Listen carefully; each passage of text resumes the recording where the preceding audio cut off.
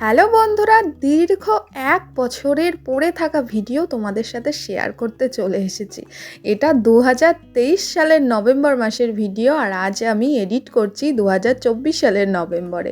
ভাগ্যিস ভিডিওটাকে আমি ডিলিট করিনি। তো প্রথমে দেখেই বুঝতে পেরেছো এটা আমার প্রি ওয়েডিংয়ের ভিডিও। মানে কি করে যাচ্ছি, কোথায় যাচ্ছি, কী করবো সব কিছুই তোমাদের কাছে কিন্তু আমি শেয়ার করছি। তো এখন সকাল ৭টা ৬ বাজে। আর তোমরা অনেকেই দেখেছো যে আমি শান্তিপুর স্টেশন দিয়েই যাতায়াত করি। হাওড়া যাব, শান্তিপুর স্টেশন হয়ে নৈহাটি ব্যান্ডেল হয়ে যাব।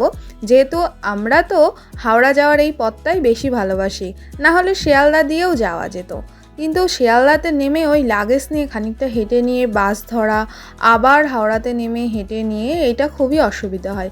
তো এখন আমরা রয়েছি নৈহাটি জংশনের ২ নাম্বার প্ল্যাটফর্মে। তো এখান থেকে ট্রেন ধরে আমরা যাব ব্যান্ডেলে। তো আকাশটা দেখো সকালবেলা কত সুন্দর লাগছে, আর তখন নভেম্বরের দিনটা ছিল ১৬ তারিখ।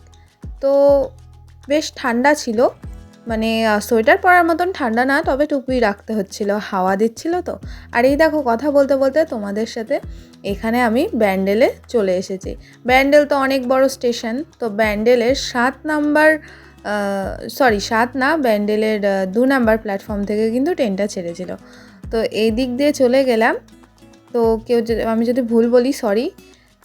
আর ট্রেনে উঠেই না আমরা লেডিস কামরায় উঠেছিলাম, আমি আর মা ছিলাম। মাকে নিয়ে যাচ্ছি কিন্তু প্রি ওয়েডিং শ্যুটের জন্য। আবার অনেকেই ভেবেছে যে আমি প্রি ওয়েডিং শ্যুটে একা একা গেছি বরের সাথে প্রি ওয়েডিং করতে, কিন্তু না, আমি মাকে নিয়ে গেছিলাম, কারণ আমাকে কে হেল্প করবে, তাই না? তো এখানে সিট ফাঁকা পেয়ে আমি শুয়ে পড়েছি। মাকে আমি বললাম দেখাও আমার বন্ধুদের যে আমি শুয়ে পড়েছি। তো ব্যান্ডেল থেকে ১ ঘন্টা পরে আমরা চলে এসেছি হাওড়া স্টেশন। হাওড়া স্টেশন থেকে আবার আমাদের যেতে হবে ১৭-১৮ নম্বর প্ল্যাটফর্মে। তো এখানে নেমে আমরা একটু জল খেয়ে নিচ্ছি, কারণ সেই বাড়ির থেকে হাওড়া পৌঁছাতে আমাদের মোটামুটি ৩ ঘন্টা লেগে যায়।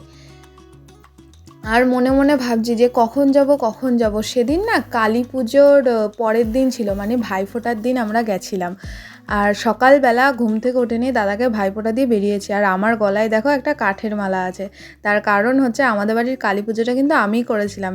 হয়তো তোমাদের সাথে হালকা মতন শেয়ার করেছিলাম শর্টসে, পুরো ভিডিওটা এডিট করা হয়েছিল না, কারণ সেই মুহূর্তে আমরা একটা বড় বিপদের মধ্যেই ছিলাম।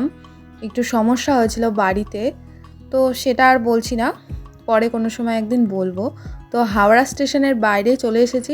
ভেতর দিয়েও কিন্তু যাওয়া যায়, আমি তোমাদের হাওড়া স্টেশনটা দেখাবো বলেই বাইরে দিয়ে হাঁটছি। তো এখানে এসে ব্যাগ চেকিং হয়ে গেল।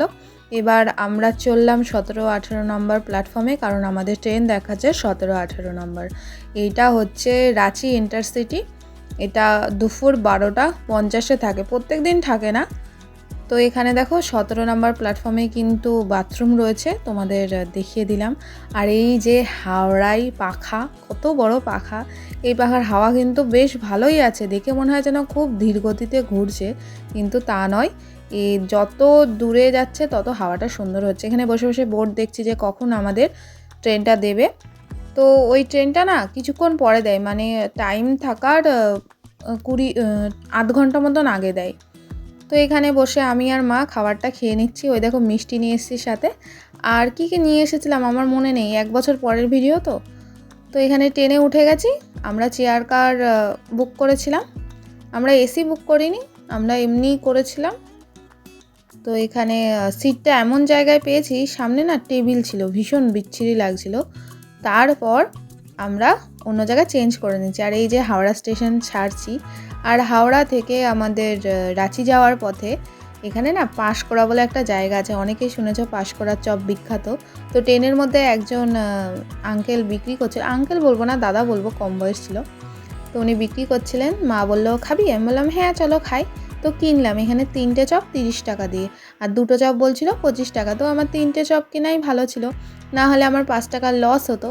তো এখানে এটা না ইয়ের মতন বিট দিয়ে করা, নিরামিষ একদম ভেজিটেবল চপের মতন, বেশ ভালো ছিল। এর সাথে স্যালাডগুলো দিয়েছিল। তো আমরা 12টা 50-এর সময় তো ট্রেনে উঠেছিলাম। তারপর এখন বিকেল 4:30 মতন বাজে, আর ওই দেখো পাহাড় দেখা যাচ্ছে। আমরা কিন্তু রাঁচি যাচ্ছি না, রাঁচির আগে নেমে যাব। আমরা নামবো কোথায় বলো তো? আমরা পুরুলিয়ারই আশেপাশের একটা স্টেশনে, যেখান দিয়ে অযোধ্যা যাওয়া যায়। অনেকে তো জেনেই গেছে আমার বিয়ে অযোধ্যা হয়ে গেছে। তো এখানে আমি বসে বসে ভাবছি কখন আসবে। প্রথম শ্বশুরবাড়ি যাচ্ছি, শ্বশুরবাড়ি যেতে গিয়ে এত টাইম আমি ভাবছি কী গো, এত দূরে আমি বিয়ে করছি, এইসব অনেক কিছু ভাবছি, কারণ জীবনে তো কোনো দিন শ্বশুরবাড়ি যাইনি। আর অনেকেই ভেবেছে যে আমি শ্বশুরবাড়ি গিয়ে থেকে আমি প্রি ওয়েডিং ব্লগ করেছি, কিন্তু না, তোমরা দেখতে পারবে আমি কোথায় থেকেছি, কি করেছি না করেছি।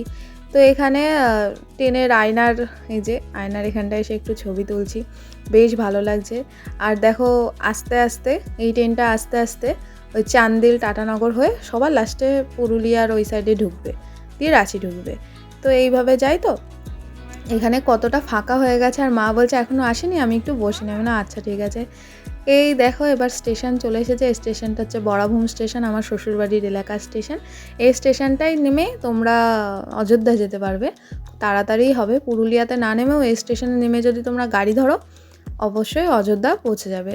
তো স্টেশন থেকে নেমে গেছি, আমি একা একা দাঁড়িয়ে আছি, দেখছি আমাদের নিতে কি কেউ আসেনি। তো লাস্টে দেখি এসেছে, আমার বর এসছে, আমার মেজো দেওর এসছে, আর আমার শ্বশুরমশাই এসছে।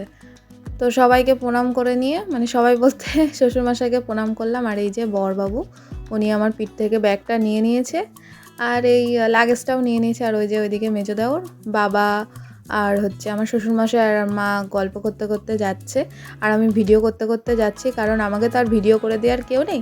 আমার বর আমার ভিডিও কোনো দিন করে দেয় না, বললে তবে করবে, নিজে উপজে যে দাও তোমাকে ভালো লাগছে একটু ভিডিও করি, ওইসব নেই। আমাকে সেদিনকে পাত্তাই দিল না, মানে বেপাত্তার মতন আমি হয়ে গেলাম। তো এই যে বড়াভূম স্টেশন, এখন একদম অন্ধকার অন্ধকার লাগছে, কিন্তু এই 2024 সালে অনেক চেঞ্জ হয়ে গেছে, আশা করি অনেক চেঞ্জ হবে পুরুলিয়া এই স্টেশনগুলো। এই যে এবার দেখো বরকে আমি বলছি যে একটু তো ক্যামেরা ধরে দিতে পারো, নিজে দেখো বগল দাবাই করে ব্যাগটা নিয়ে নিল। তো এবার কিন্তু সুযোগ পেয়েছি, ফোনটা হাতে দিয়ে দিয়েছি। আমি বললাম আমাকে আর মাকে একটু ভিডিও করো, কারণ সবাইকে তো বন্ধুদের তো দেখাতে হবে আমি কি করেছি না করেছি। তো স্টেশন থেকে 10 মিনিট মতন, 10 মিনিট না 6-7 মিনিট টোটোতে এসে নিয়ে এই যে বাজারে একটা লজ আছে ওখানে গেলাম। এটা কিন্তু নতুন লজ। তো দেখতে পাচ্ছ তো আমি কোথায় ছিলাম, বিশেষ করে আমার বান্ধবীদের উদ্দেশ্যে বলছি, দেখ তোরা আমি কোথায় ছিলাম। এই দেখ এখানে লজ ভাড়া করেছিল একটা রুম। তো চলো দেখানো হচ্ছে, এখানে একটা দোকান, মানে মার্বেলের পাথরের দোকানের সাথে ওরা ভেতরে লজ করেছে। দেখো এখানে কত নতুন নতুন আইটেম, একদম নতুন, তো হেভি লাগছিল। তো এবার আমরা রুমে ঢুকবো, রুমটা দোতলায় আছে, উপরে আছে। রুমটা বেশ ভালোই ছিল, আমার তো খুব পছন্দ হয়েছে। তো এই যে খুলে দিল রুমটা, রুমে ঢুকে নিয়েই আমার কিন্তু রুমে যে বেডশিটটা পাতা ছিল সেটা ভীষণ সুন্দর লেগেছে, এত কালারটা এত সুন্দর। চলো বাথরুমটা দেখা যাক, কারণ রুমে ঢুকে নিয়েই আমি হোটেল রুমে ঢুকে নিয়ে প্রথমে বাথরুম দেখি, বাথরুম ভালো আছে কিনা। তো না, বাথরুমও ভালো আছে, সমস্ত কিছুই ভালো আছে।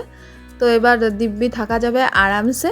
তো এরা কথা বলুক, আর এইদিকে বাড়ির থেকে কিন্তু আমার শাশুড়ি মা খাবার পাঠিয়ে দিয়েছে, সেগুলো এবার বসে বসে খাবো। ওইগুলো আর ভিডিও করা হয়নি, কারণ প্রচুর জার্নি হয়েছে। সকাল 6:30টায় বেরিয়ে সন্ধে 7টা 7:30টার মধ্যে পৌঁছেছি।